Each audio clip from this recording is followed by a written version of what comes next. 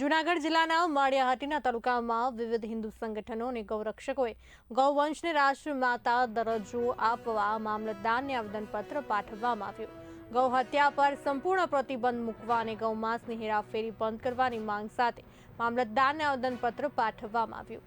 ગૌ બચાવો અભિયાન અંતર્ગત રજૂ કરાયેલા આવેદનમાં ગાયો અને નંદીઓ માટે ખોરાક, પાણીની સુવિધા, ગેરકાયદેસર કબજામાં ગયેલા ગૌચરોને મુક્ત કરાવવા અને ગૌ સંરક્ષણ માટે કડક પગલાં ભરવાની પણ માંગ ઉઠાવવામાં આવી।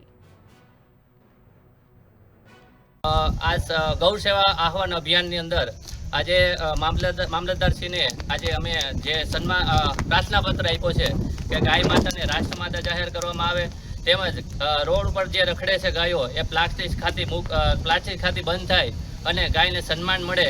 તો જ્યાં ત્યાં નંદીઓ છે એ પણ બહુ રખડી રહ્યા છે, તો નંદીઓની વ્યવસ્થા થાય, આજુબાજુમાં જ્યાં રખડતી ગાયો હોય એની વ્યવસ્થા કરવામાં આવે, તેમજ જ્યાં ગૌશાળાની અંદર ગૌચર છે જે અત્યારે ચારે બાજુ છે એ બધાએ બંધન કરેલું છે, તો એ છૂટું જે ગૌ હત્યાઓ થાય છે તે બંધ થવી જોઈએ। જે ગૌ માતા રસ્તે રખડતી જોવા મળે છે તેઓ માટે એક યોગ્ય કે જ્યાં તેમને તકલીફ ન પહોંચે, તેમનું સન્માન જળવાઈ રહે તેવી તેમના માટે જગ્યા બનાવવામાં આવે અને ત્યાં જે ગૌ સેવકો છે તે બધા તેની ધ્યાન રાખી શકે એટલું ફક્ત એમના માટે છે જે તેમને મદદરૂપ થાય। બધી જય ગૌ માતા, જય શ્રી રામ। ગૌ સેવા અભિયાન આજે ગૌ સેવા અભિયાન અત્યારે માળિયાહાટીનામાં અને આખા ભારત વર્ષની અંદર હાલી રહ્યું છે।